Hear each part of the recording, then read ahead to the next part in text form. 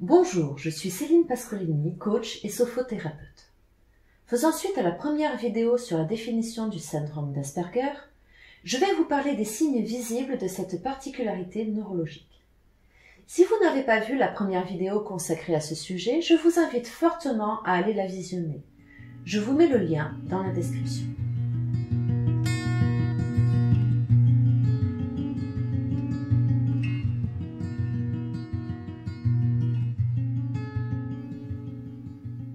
Autisme. Un mot dur associé à un handicap, avec un passif lourd pour ceux qui y sont étrangers. Dans les faits purement cliniques, l'autisme est le mot employé pour désigner une particularité neurodéveloppementale ou une anomalie dans la structure du cerveau pour faire plus simple. C'est un développement différent plus qu'un handicap à mes yeux. Comme je le disais dans la première vidéo consacrée à ce sujet, nous naissons autistes. Nous ne le devenons pas. L'autisme n'est pas une maladie, on ne peut pas en guérir. Le seul moyen serait de changer notre cerveau. Je vais consacrer la majorité de mon blog au syndrome d'Asperger. Les gens atteints de ce syndrome sont concrètement des autistes parlants. Je pense tout de même que ce que je vais dire s'applique aussi aux autistes non parlants, bien qu'ils n'aient pas la capacité de l'exprimer. Le syndrome d'Asperger répond à la règle de la triade autistique, incluant des troubles de la communication sociale, des centres d'intérêt restreints et des gestes stéréotypés. Afin de poser un diagnostic de TSA, il faut retrouver ces trois caractéristiques.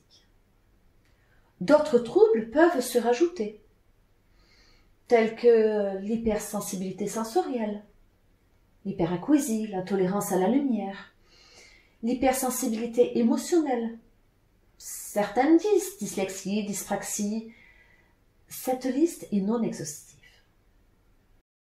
Les troubles de la communication sociale. Comme je l'ai expliqué dans ma précédente vidéo, avoir le syndrome d'Asperger, c'est comme avoir la culture d'un autre pays. C'est percevoir et imaginer le monde différemment des autres. Avec une bonne rééducation, ces troubles peuvent être beaucoup moins visibles. Ils n'en restent pas moins réels pour la personne qui les vit.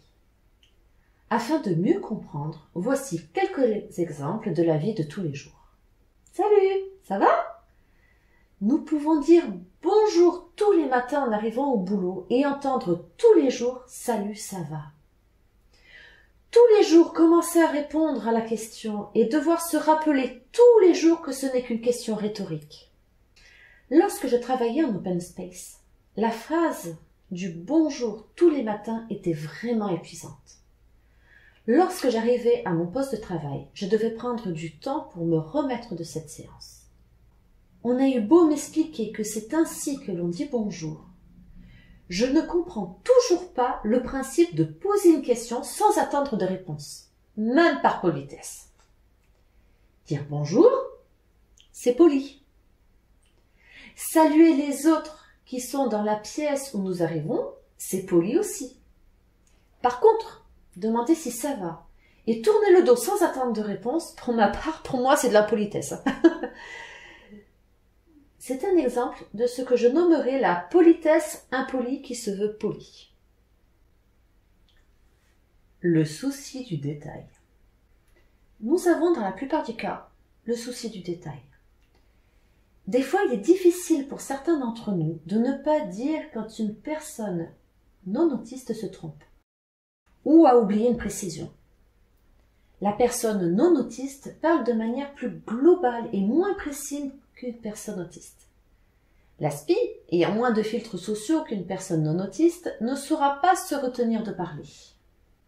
Pour la personne non autiste, ça fait un peu étrange d'avoir une personne qui, en plein milieu de la conversation, vient en permanence rajouter des précisions qui lui semblent paraissent superflues, mais qui ne le sont pas pour la personne autiste. L'humour. Il est courant de dire qu'une personne autiste n'a pas le sens de l'humour. Et pourtant, si, nous avons de l'humour. Il est juste un peu en décalage avec le milieu social traditionnel. nous ne rions pas de la même chose ou sur les mêmes sujets. L'humour qui vise l'humiliation des personnes ne me font absolument pas rire. Les chutes, par exemple. Par contre, j'adore les jeux de mots ou les blagues de geek ou sur les séries de la culture pop. En société, lorsque tout le monde rit et que nous sommes les seuls qui n'ayant pas compris ce qu'il y avait de drôle, cela nous fait passer pour des rabat-joie. Tant pis. Voilà un exemple flagrant de devoir de socialisation. On nous demande de rire quand ce n'est pas drôle pour se faire des amis. Oui, l'intégration est une bonne idée. Mais arrêtons d'en faire une priorité. Il y a tant de choses à vivre plus importantes, comme nos passions, par exemple. Les centres d'intérêt restreints. Nos passions, centre moteur de nos vies, source principale de notre épanouissement. Souvent contrariés durant notre enfance, oubliés durant notre vie adulte. Heureusement, pas toujours. Nous pouvons aussi faire le choix de repartir à leur découverte. Ce sont des choses, des domaines qui nous passionnent, duquel nous pouvons parler pendant des heures sans jamais nous lasser, qui occupent régulièrement notre esprit et auxquels nous offrons beaucoup d'intérêt. D'où leur nom, centre d'intérêt restreint. Mon centre d'intérêt restreint est la psychologie. Bien que je trouve que ce mot est un peu limitant au sens universitaire du terme. En fait, c'est le fait d'observer les gens et de chercher à comprendre le fonctionnement de cette boîte noire, notre cerveau, qui me passionne. Je ne comprenais pas tellement ce monde qui m'entourait que j'ai cherché à étudier toute cette pièce de théâtre qui se jouait autour de moi. Une telle passion peut toucher tous les domaines. Au début de son livre « Le syndrome d'Asperger », Tony Attwood décrit le petit Jack qui arrive à un anniversaire. Jack est tellement pris dans sa passion pour les piles qu'il se met à en parler dès son arrivée. Il en énumère les différentes catégories, il parle de sa joie d'avoir une pile en provenance de Russie, il en parle sans même se rendre compte qu'il dérange les autres personnes.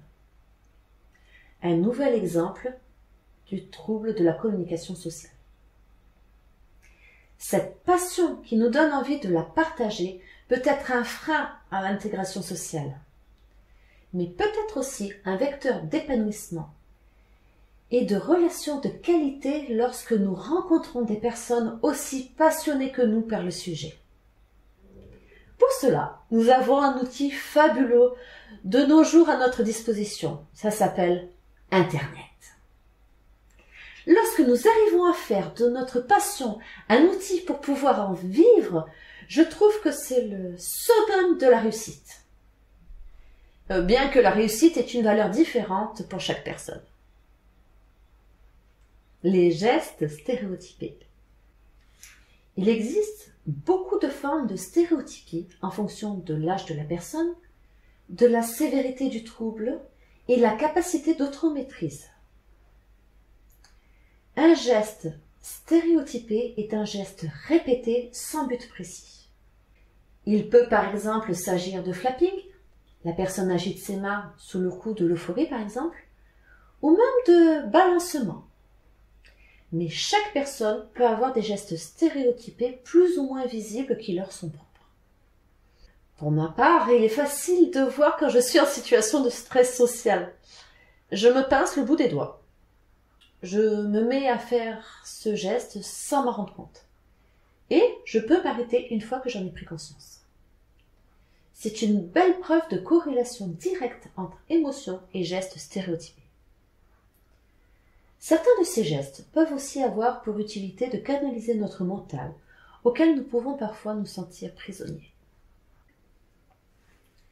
Une personne avec le syndrome d'Asperger rencontre ces difficultés dans sa vie de tous les jours, sans que sa souffrance ne se voie forcément de l'extérieur. C'est pour cela qu'il est appelé l'handicap invisible.